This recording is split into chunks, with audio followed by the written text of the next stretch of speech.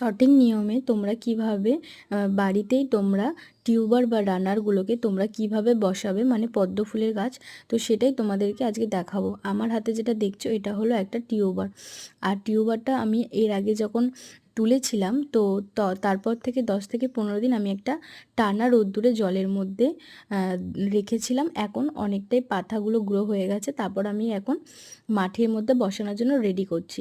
তো ফার্স্টেই একটা বড় বোল নিয়েছি, 4 ভাগের 1 ভাগ ভার্মি কম্পোস্ট দিয়েছি, 2 ভাগ পাক মাটি দিয়েছি, আর 1 ভাগ ওপরে জল।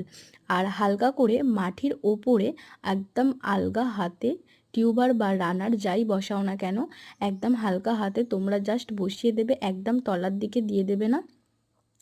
আর যেটা করতে হবে সেটা হলো টিউবার বা রানারগুলো সাধারণত গামলার চারিপাশে লাগাতে হবে, মাঝখানে কেউ বসাবে না। গামলার চারিপাশে তোমরা বসিয়ে দেবে। আর বসানোর পর আর একটা জিনিস তোমরা হলো এর ওপরে জল দিয়ে দেবে। নর্মাল যে জল হয় সেই জলটা তোমরা এর ওপরে দিয়ে দেবে। তোমরা দেখতে পাবে খুব তাড়াতাড়ি এর গ্রোথগুলো বেড়ে যাবে আর খুব তাড়াতাড়ি ফুলও দেওয়া স্টার্ট করবে। আমি মিনিমাম প্রায় 1 মাস মতো হয়েছে, তার মধ্যেই আমার গাছের গ্রোথ কিন্তু অনেক ভালো, আর তার সাথে ফুলও চলে এসেছে। তার আর একটা কথা, আর এর সাথে এমন কোনো সার দিতে হয় না। তো একদম নর্মালি গাছটা হয় আর খুব সুন্দর হয়, দেখতে পাচ্ছ গ্রোথটা কত ভালো। ভালো লাগলো অবশ্যই।